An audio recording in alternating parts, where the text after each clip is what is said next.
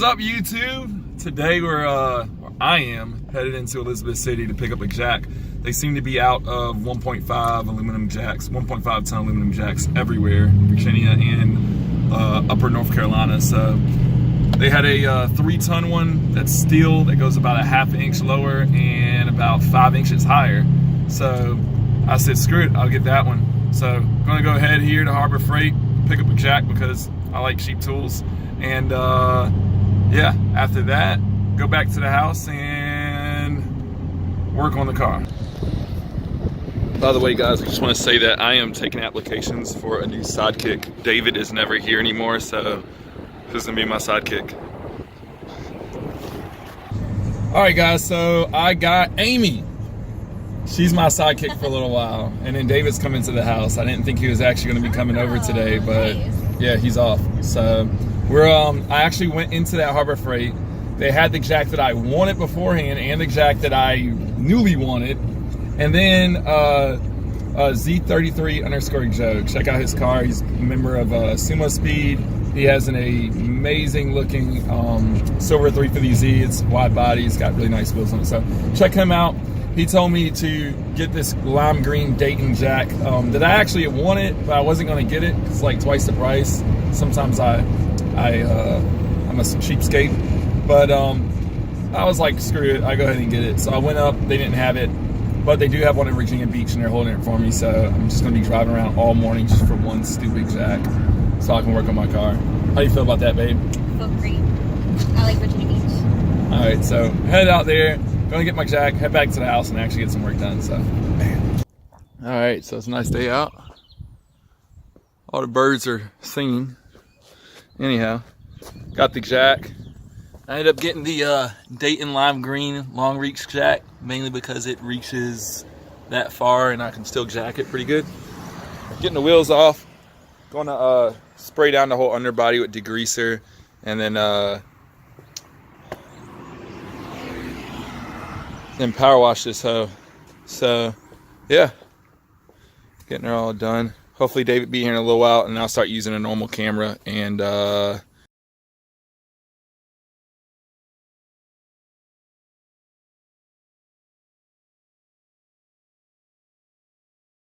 sometimes you just need a nice, quiet, relaxing day away from that asshole.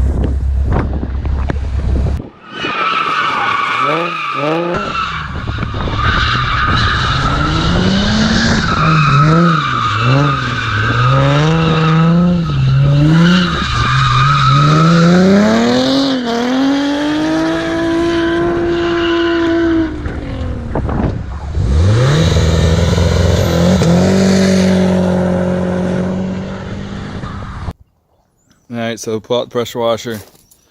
Soaked most of the underbody down with spray 9 because it's the only thing I had. And here goes most of the shit is just falling off the car. So, anyhow. It's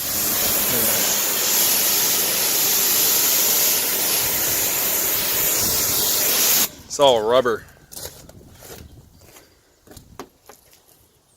Rubber and rocks. So, got this side pretty much done.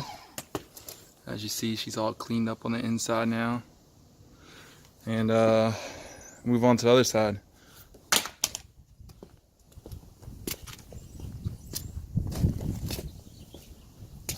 The amount of rubber though that came out, it's just retarded.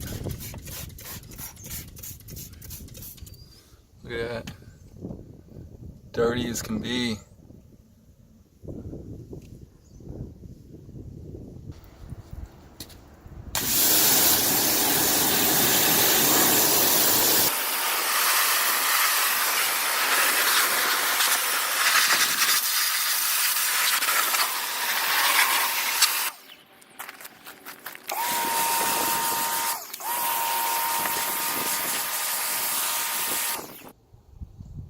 So I've had this tube forever, scratch and swirl remover. I suggest this to anyone. If you look on my Instagram, you'll see a bunch of like a giant scuff mark right there. This stuff took almost all of it out. I'm not even done with it.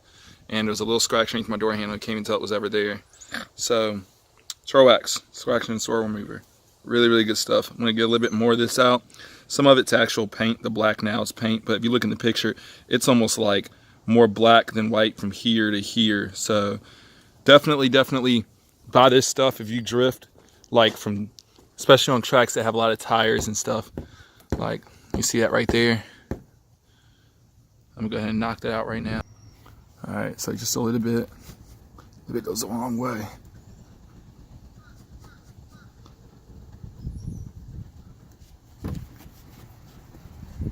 Bam, nothing there. Too bad it can't erase real mess ups. So anyways, gonna get this spot right here taken care of. That looks pretty awful when you're riding behind the car. And hopefully I can get most of that out. Look at that, guys. It's literally a magic eraser for your car. It works great. Right now the water from the driveway is reflecting off of it, but close up, just a couple little light scratches. It's actually where the bumper kind of got bent at and kind of broke a little bit. I can still take a little bit more of that out, but this stuff works amazing. I don't think there's really anything else in the car right now.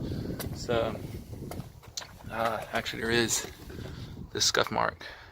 I can get almost all that scuff out, that and that. So anyhow, I'm gonna finish doing this on my car and I'll come back when I'm actually doing something relatively cool. All right, so this is a old, you can use a piece of sheet metal if you want. This is a old stop sign. It's actually a 45-mile-an-hour speed limit sign. I cut it directly in half. Your car is probably a little bit different than mine. If you do want to do this, you notice my core support is missing from here all the way up into this underside bracket right here. Like, this is doing nothing. I wouldn't recommend that. But anyhow, so I cut it out to the length of my bash bar if you have one. And then I put 2 screws, one right here, one right there. And then I put 3 across it. And I want to say something real. Don't condone stealing any type of speed limit sign, stop sign, or anything like that. This one was knocked down inside of a car accident, and they put up a new one and trashed this one. So that's the reason why I have it. It was all beat up and bent and had marks all over it and stuff like that. So just want to put that in there. Now back to it.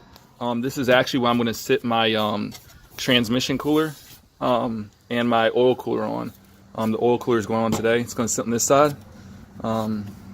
It could be a little bit stronger. I might add another screw in right underneath here, just kind of stiffen it up a little bit on this corner.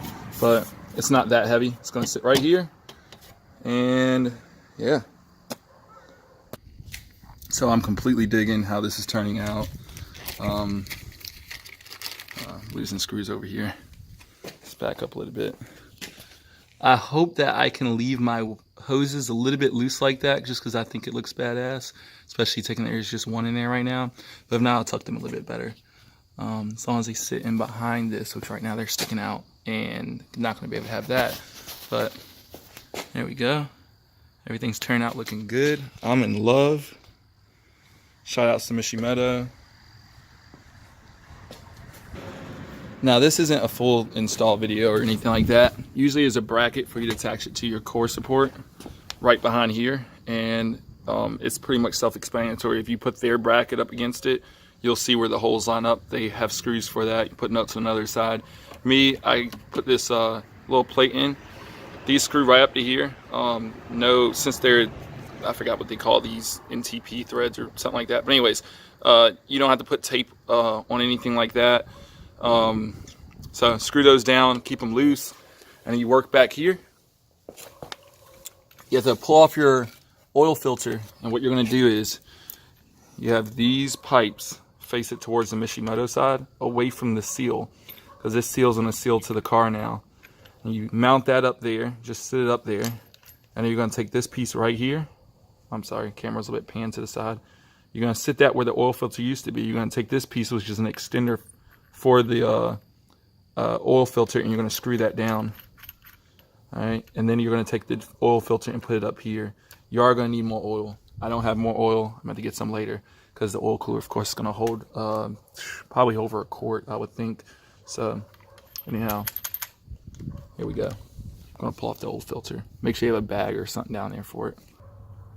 All right, so that's how it's gonna look. I'm gonna take a wrench. I'm gonna tighten up this right here.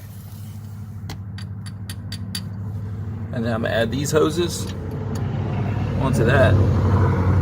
I'm gonna do whatever fits. Most likely the long hose on the left and the short hose on the right. But it really doesn't matter because it's just going in, going through, and going back out.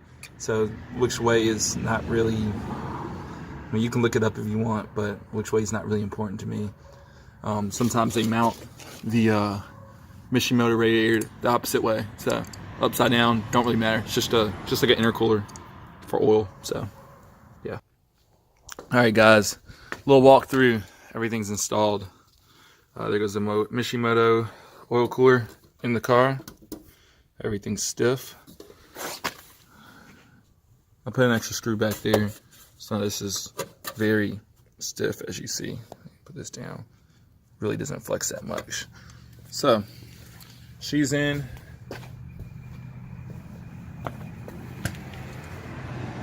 The hydrostatic, by the way, I did get the hydrostatic model. Sandwich plates in. Everything's tight. There she goes. Just gonna throw a couple of zip ties on it. One right here, around that bar, and then one to keep this away from the tire. So, yep, do that, and we'll be all straight. I figure as long as I'm clear, that's where the tire hits. That's actually where the 19 hit. The 18, I think, is what makes either this mark or this mark in here. So, get the wheel on it, turn the suspension all the way out, and then figure out exactly where I need to zip tie this to. So far so good. So I started up the car and she leaked some oil. So I had to bring her back out of the garage. By the way, here's that jack I ended up getting. I did not end up getting the cheap one. I actually ended up getting the most expensive one that they had, pretty much. But I do like it. It's extra low. The tip of it's extra long compared to, let's say, a normal Harbor Freight jack, which I have a broken one back here.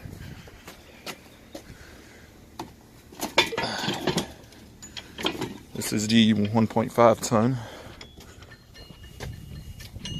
It's actually the parts jack. She looks like a wimp. So, yeah. She's metal and she's a tank. Weighs 1,000,000 pounds. But it works. So, anyhow, let me get this car back in the garage. Here is the finished product. I think it looks pretty badass.